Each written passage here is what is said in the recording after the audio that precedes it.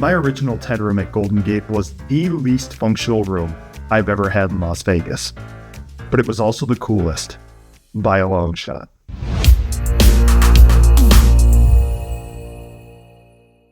Hey, this is Jake with Stalking the Strip, and my brother Ike and I started this channel to take you inside the hotel rooms and attractions across Las Vegas to give you a realistic idea of what to expect alongside our opinions.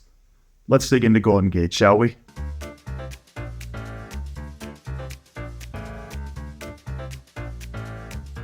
On my to-do list for some time, I finally got around to staying in one of Golden Gate's original 10 hotel rooms, which have been in service since the hotel opened in 1906.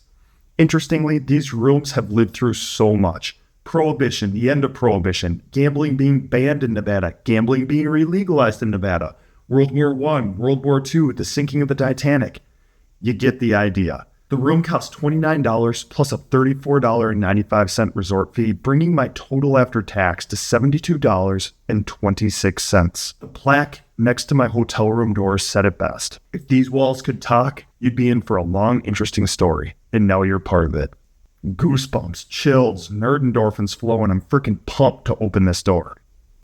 Checking in at Golden Gate was a breeze. They don't offer mobile check-in, but it's a small boutique hotel, so I was able to walk right up to the desk, and I had a hotel room key in hand within 5 minutes. Early check-in is complimentary after 1 p.m., provided there's room availability, and early check-in costs $15 before 1 p.m. A note about the original 10 rooms.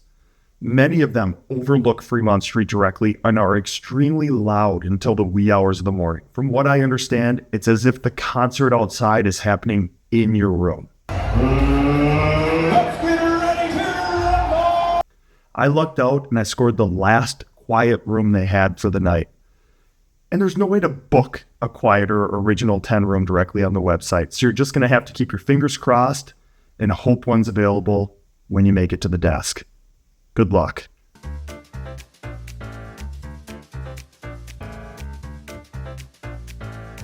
I could feel the historic significance of the resort the moment I stepped off the elevator into the hotel hallway, which was dimly lit, and the old-timey, dark wooden doors gave the corridor the feel of a movie set or a haunted house. It was also a maze. It was pretty challenging finding my way back to the room and then back to the elevator when I wanted to get to the casino floor. I was pretty thrilled to find an original 10 plaque on the wall next to my room door, noting that my room 321, was room 10 of the original 10. Safe to say excitement levels were building at this point. Yeah, I'm a nerd. After opening the door to the room, and I knew this going in, but the first impression that hits you is this is small, like really small. I was so parched. It was 110 degrees outside, so I needed to take a quick left into the bathroom to pound some water. And keep in mind, I'm a 6'5" guy. I damn near drilled my head on the top of that door frame, so I had to do this little crouch to get into the bathroom. Now, the door into the bathroom was obstructed by the toilet, so it couldn't open fully. So after doing my little crouch, I had trouble actually getting through the door. And I'm a scrawny dude. I'm pretty skinny. You'll want to keep that in mind if you have a body type that's above average in the girth department. You literally may not be able to access the room's bathroom. Something to think about. The bathroom was so tight that they actually had to carve a notch out of the door to give it the clearance to close past the light switch. Pretty wild. Even once inside the bathroom, it ranks as one of the smallest in Las Vegas easily. I had trouble doing things like drying myself after a shower. My elbows were hitting walls. I was knocking funny bones and whatnot. So it is a pretty small bathroom. The shower itself was actually pretty decent size. One thing you want to keep in mind, the floor was pretty slick, and that could have been my fault. Got pretty aggressive with the body wash and shampoo and stuff. But I made a quick movement to grab a towel outside the shower, and I almost bit it. I almost lost it. Slow movements are advised. After quenching my insatiable thirst, I turned the corner into the room itself, which was also extremely small by Vegas standards, and only had room for one queen bed, queen, not king, and one single end table.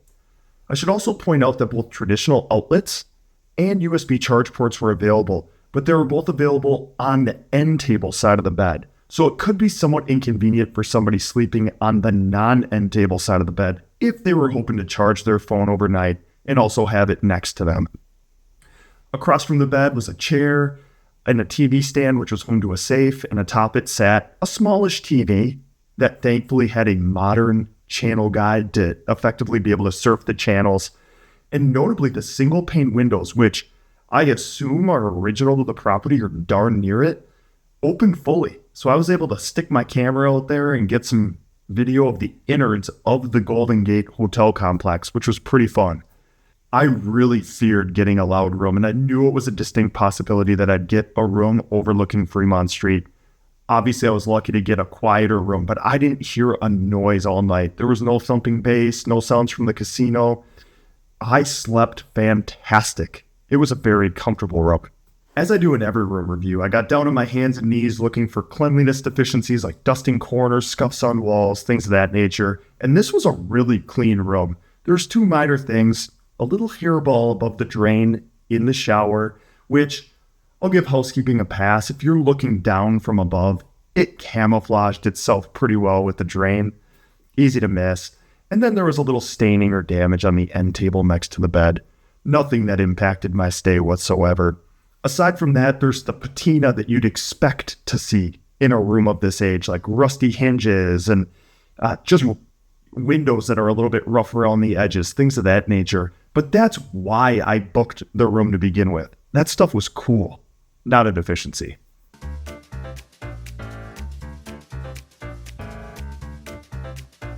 Let's shift focus for a second to the broader resort experience at Golden Gate. Golden Gate's casino has a modern, upbeat vibe while still clinging to its historic roots.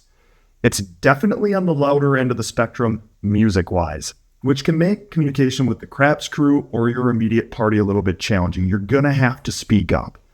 History on display included pictures depicting vintage Las Vegas and performers that had graced stages across town. There's a collection of historic items from the hotel's past on display near the hotel lobby that included a guest book from 1907. There's also a lineup of vintage slot machines just outside the hotel lobby, which are fascinating. In the high-limit slot room, there's a couple hidden nuggets.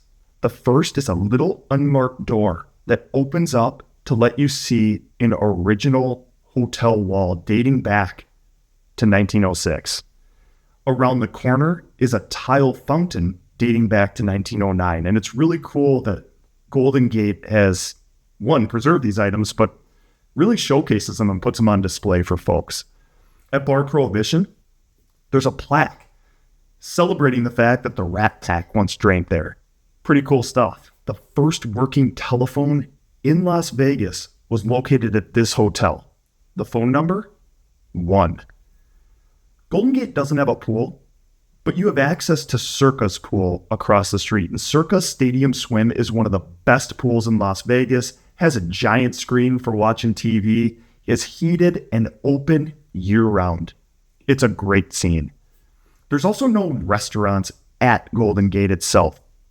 Don't let that scare you away, though. There are plenty of options that span the price and quality spectrum, steps away at nearby resorts on Fremont Street. The verdict. Do I plan to stay in an original 10 room at Golden Gate again in the future? Probably not. The reality of it is, at 6'5" tall, I'm just too big for this to be a functional hotel room. And I'm old. I go to bed early. I just can't risk getting stuck with one of the egregiously loud rooms overlooking Fremont Street. Now, that being said, was my original 10 room worth the $72.26 I paid? Hell yes. This room was like a time capsule, and I so thoroughly enjoyed exploring every corner, nook, and cranny of it. I am a Vegas history dweeb, and it was just a really enjoyable room to experience. If you are the type that's nostalgic for Vegas of yesteryear or just a celebrator of Vegas history, I recommend you book it once. Experience it one time at least. I think you're going to love the resort's upbeat casino, the history scattered about, Golden Gate's location right on Fremont Street, your steps away from everything, and having access to Stadium Swim. It's a massive perk.